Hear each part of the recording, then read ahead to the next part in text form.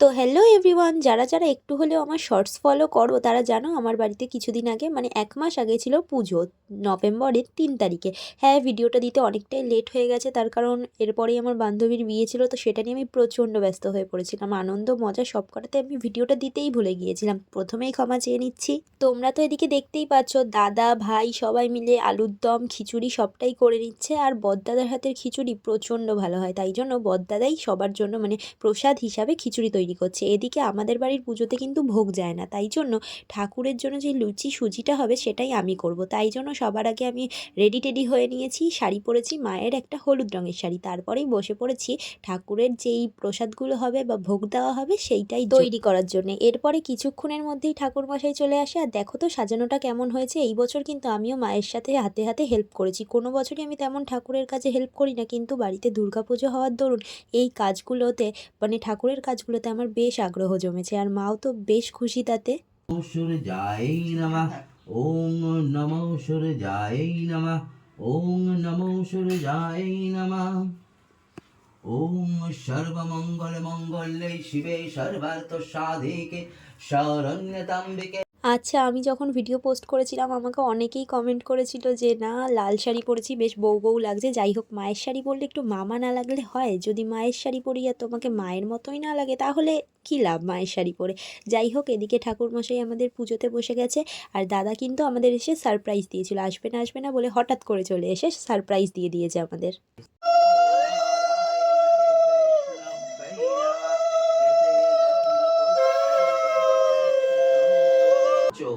দ্রাক্ষস্থান পিত বাসসাম যুবতীঞ্চ যজুর্বেদাম সূর্যমণ্ডল সংস্কৃতা।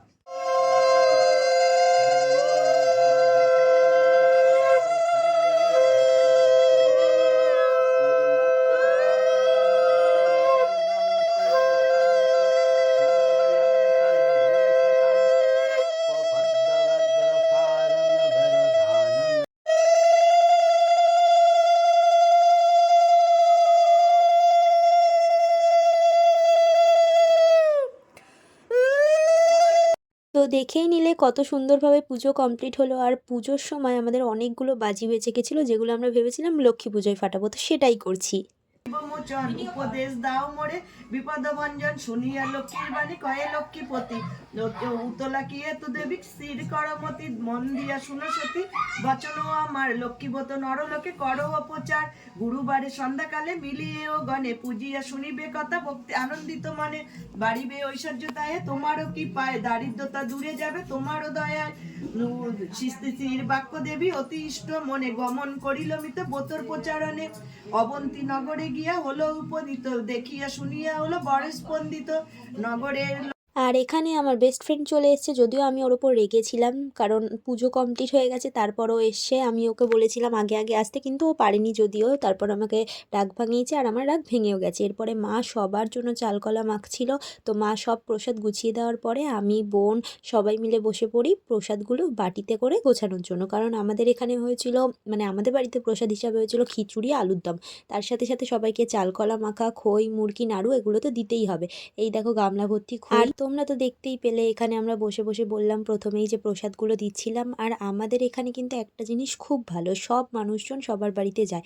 আমি দেখেছি ফ্ল্যাটে বা অন্যান্য এলাকায় একজন মানুষ আরেকজনের বাড়িতে প্রসাদ নিতেও যায় না, কিন্তু আমাদের এখানে কিন্তু একেবারেই এরকম নয়। এখানে আমার বেস্ট ফ্রেন্ড খেয়ে বলছে যে ওর খিচুড়িটা খুব ভালো লেগেছে, আর খিচুড়িটা আসলেই খুব ভালো হয়েছিল।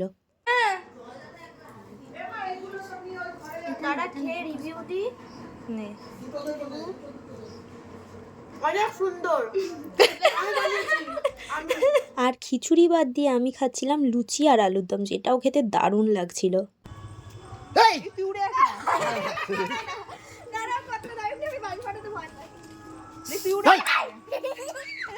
তোমাদেরকে তো এর আগেই বলেছিলাম যে অনেকগুলো বাজি বেঁচে গিয়েছিল, তো বাজি না ফাটালে হয়, তাই জন্য আমরা সব ভাই বোনেরা মিলে রাস্তার মধ্যে বাজি ফাটাচ্ছিলাম।